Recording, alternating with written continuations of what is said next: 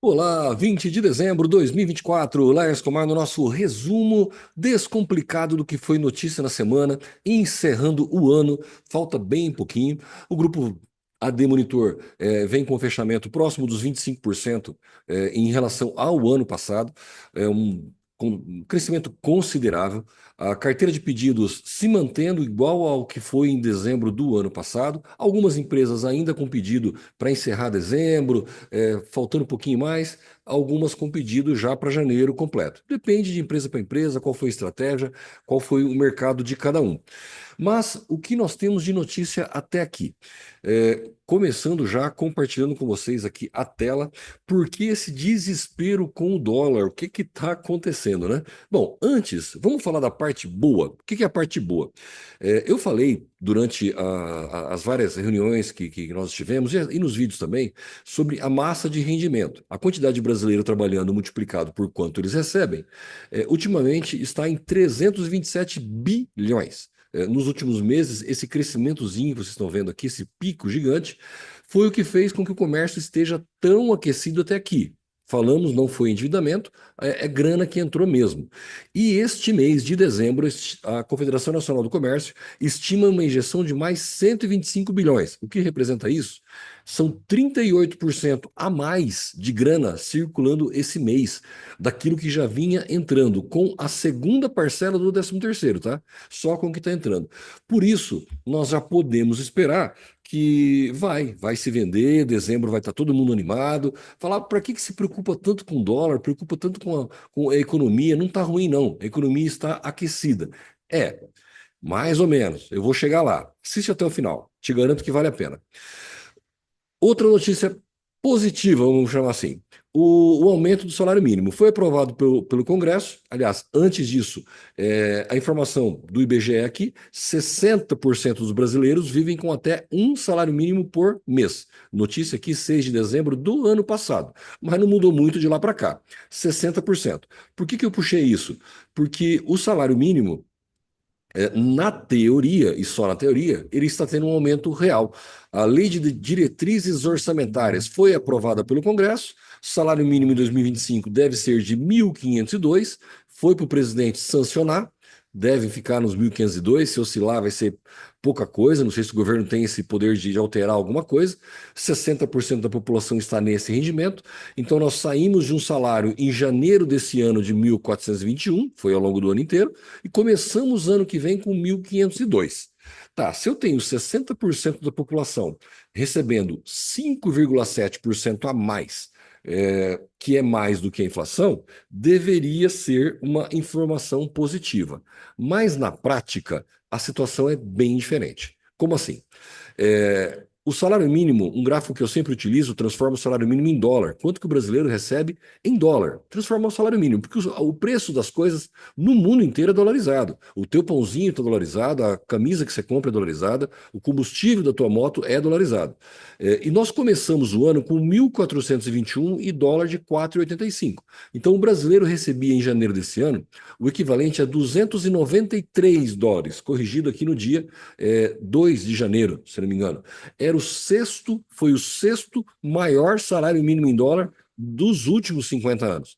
Por isso, tivemos um 2024, sim, positivo. Fora emprego e renda, estava vinculado a isso. Mas, tem que ter o mas, né, Laércio?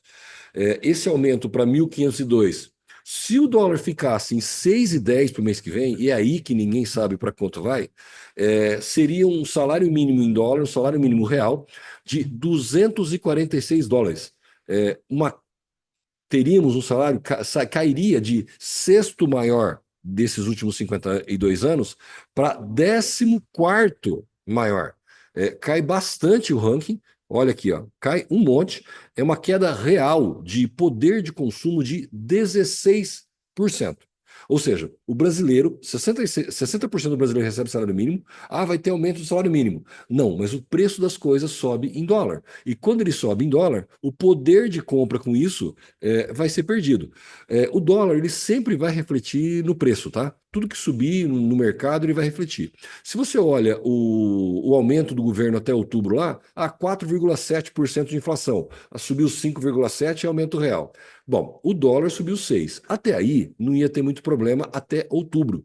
Se você pegar o dólar novembro para novembro, são 18% de aumento. Dezembro para dezembro, 23%. Janeiro, se for trabalhar a 6,30, são 28%.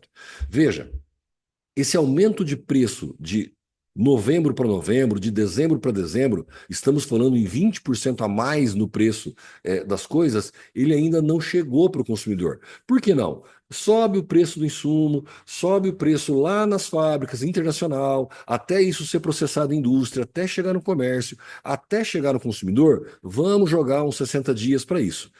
Vamos fazer um comparativo melhor, mais real? Na prática, funciona desse jeito, tá? O preço do barril do petróleo lá fora no mundo, de um ano, exatamente um ano para cá, ele caiu de US$ 79 para 72. Então era para a gasolina estar mais barata. Só que há um ano atrás o dólar era 4,86, fechou ontem a 6,13, multiplicando os US$ 79 pela cotação da época, os US$ 72 pela cotação de ontem, nós temos um aumento real do combustível de 16%. Isso já foi para a bomba de combustível? Não. Nem eu nem você ainda pagou isso, porque esse aumento do dólar está recente, está em poucos dias, em 45, 60 dias. Ou seja, nós corremos um risco de entrar uma baita grana esse mês, de 13º, corremos risco não, vai entrar, a renda do brasileiro estava vindo legal, janeiro ele vai ter um aumento do salário mínimo, só que esses aumentos de preço devem, eles estão aguardando estabilização do dólar, para quanto vai, enquanto vai ficar, devemos ter uma onda de reajuste ao longo de janeiro e fevereiro, e aí sim a coisa fica um pouco mais complicada. Por quê? Vamos lá, ainda compartilhando aqui. Por que a matéria-prima, por exemplo, não disparou o preço ainda? Os compradores ainda não receberam aumento de matéria-prima com todo esse aumento de dólar? Simplesmente porque as indústrias não sabem a quanto elas vão comprar com esse aumento, porque elas ainda não estão pagando efetivamente o aumento, elas não sabem o quanto elas têm que repassar. Ou seja, nós temos uma bolha inflacionária muito grande para chegar no consumidor. Ele vai chegar em janeiro falando, opa, aumentou o salário. E em janeiro, de repente, você vai perceber que o leite subiu um monte, que subiu lá fora, vai acabar repassando aqui. A gasolina vai ter que ter repasse, o preço do combustível subiu, do algodão, dos móveis, e não é pouco, não. Então, se o brasileiro tiver esse 5,7%, 6% de aumento no salário, mas os preços, a tendência para janeiro, fevereiro e março é uma explosão. Se isso acontecer, realmente uma disparada de inflação sai fora totalmente do controle do governo, e nós não sabemos onde isso vai parar. A economia realmente pode ter uma freada muito, muito brusca. Por isso nós temos que ir acompanhando. Lércio, mas tudo indica que vai ficar desse jeito mesmo o dólar. Gente, a economia, ela deveria ser assim, mas no Brasil ela está atrelada à política.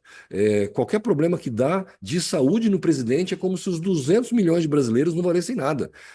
O dólar sobe, baixa, a economia bagunça toda ligada à política. O que o governo faz, essa despesa que ele está tendo, esse gasto exagerado, essa não contenção, faz com que haja pressão inflacionária, sobe dólar demais, sobe inflação demais, a economia fica alvoroçada. Da mesma forma, tudo pode acontecer em janeiro e fevereiro. Nós, dependendo do que acontece dos Estados Unidos, e depende do que acontece muito mais aqui dentro. Uma declaração do governo, um estado de saúde, uma lei aprovada. Por falar em leis aprovadas, últimos dias de Congresso, todos os anos a mesma coisa. Vão ser aprovados na calada da noite vários jabutis, que são leis disfarçadas dentro das outras. Tudo aquilo que não queria ser feito vai ser feito agora, porque eu, você e todo mundo está preocupado com Natal, com família, com troca de presente, com o fechamento do trabalho, com a programação de férias, e é onde acontecem as badernas. Não dá para a gente se preparar para aquilo que vem. Infelizmente, agora o momento é de aguardar, acalmar toda essa situação. O ano está acabando. Ele pode ter sido ótimo, ele pode ter sido péssimo.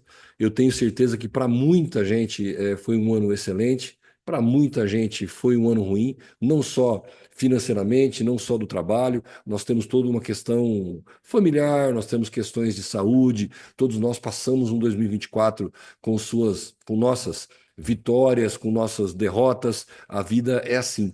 Só que esse é o momento que nós temos para agradecer. Agradecer a Deus por estarmos até aqui, chegarmos até aqui, podermos enfrentar essas dificuldades em 2025.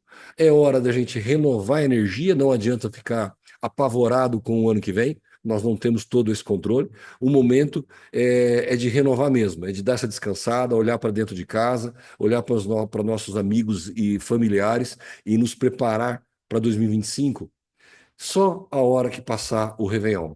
Que venha 2025, que venha com muita coisa boa, que essa dificuldade prevista possa ser vencida, que na vida de todos vocês, de todos nós, tenhamos um ano abençoado e que ocorra tudo de bom. Eu agradeço demais a todos que vêm apoiando o trabalho, seguindo, assistindo, dando joinha. Deixa seu comentário aqui no YouTube, no Instagram, na plataforma que você está assistindo, a sua mensagem também. Meu muito obrigado. Em janeiro estaremos de volta, tentando falar um pouquinho, mostrar um pouquinho da visão daquilo que a gente humildemente enxerga. Muito obrigado até aqui. Um ótimo Natal a todos. Que venha um 2025 repleto de muita coisa boa. Muito obrigado. Até o ano que vem.